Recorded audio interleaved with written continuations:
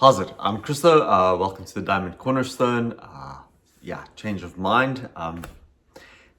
Classic YouTube drill: like, subscribe, share, and let's have some fun. There's something that I've noticed is victim mentality, and if you're moving from a victim mentality, you don't actually get things done. Okay, now the whole diamond runs according to, firstly, often we start at the top, but currently we can take it from the bottom and we do an assessment of diagnostic of where are we now, and then we can reflect, learn lessons from our past experiences.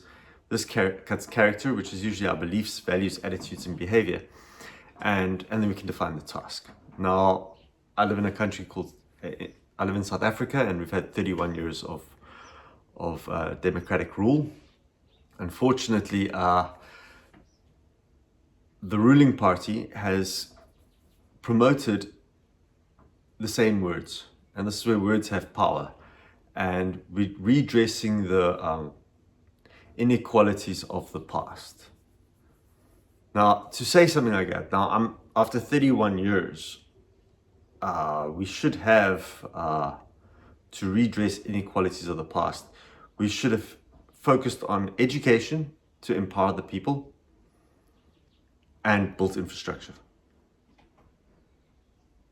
That's what you need that's the stage we need to do business. And business doesn't have a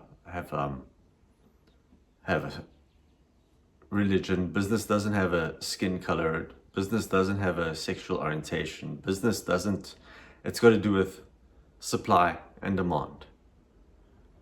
Needs fulfilled by a supplier, by a producer.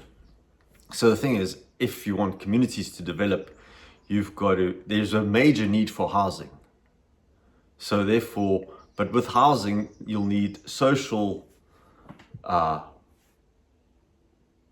providers, things like shops, things like sports fields, schools, hospitals / clinic. You'll need to get a society.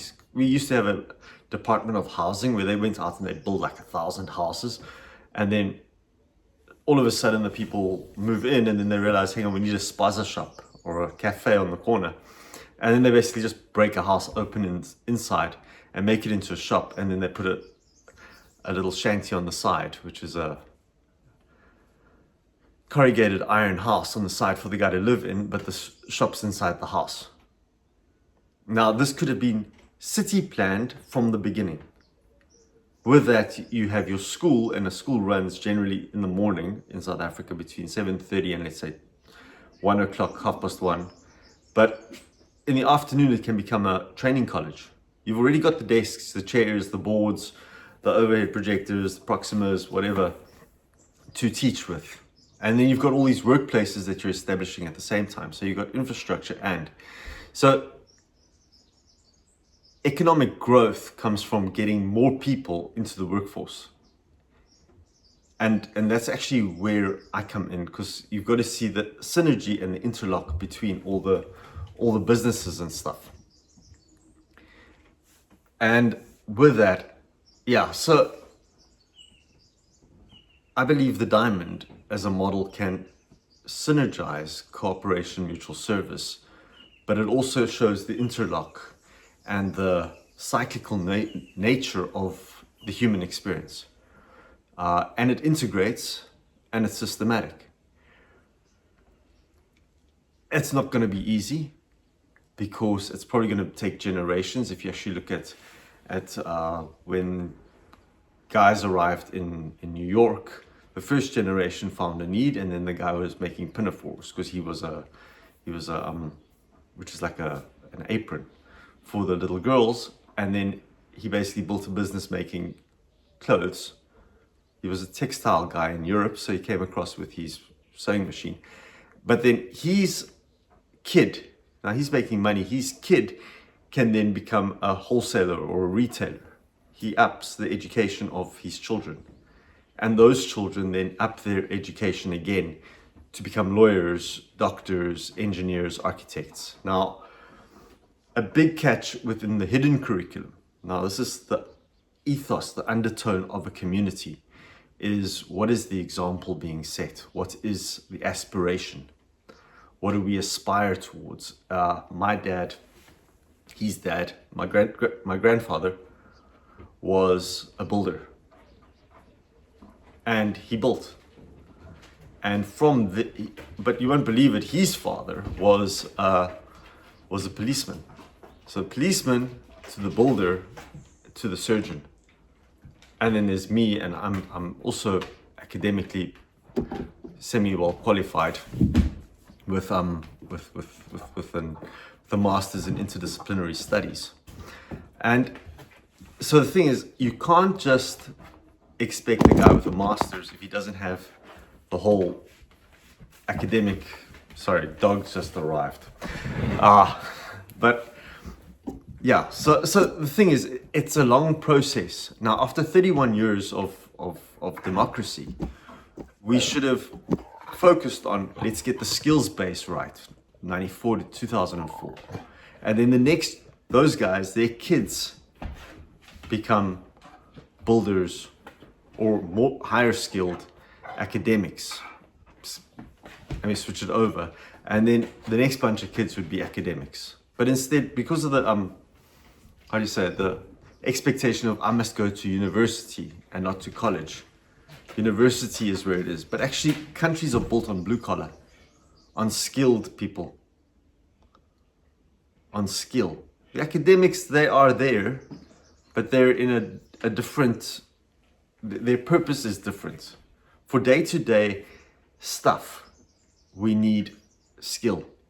You need your farmers, you need your construction workers, you need your ancillary health workers, you need your wholesale and retail businessmen, you need your miners.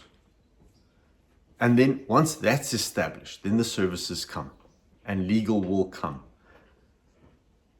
But we've got to take the long vision as opposed to the job creation, sustainable development, upliftment mentality. We've got to get out of our victimhood and move into a process to victory. We have the tools to redress the past. We should have started immediately. This is the game plan. But if there is no plan, if there is no vision, there can be no plan, there can be no development of the plan, there can be no implementation, and there can be no assessment. Because now we're assessing nothing. And inaction is still inaction, just as indecision is still a decision. And you can base it on incompetence, well, then you didn't develop. It's like, I'm going to round off with this. Food security. It's a major thing in developing countries. Well, actually, all countries is food security. Because everybody, birthrights have been sold for bowls of lentils. But with that, Sub-Saharan Africa is primarily between about 30 degrees south and the equator. Okay? It's temperate, it's moderate. It has high heat in certain places, in desert regions and stuff. But with all that, you can grow fruit trees.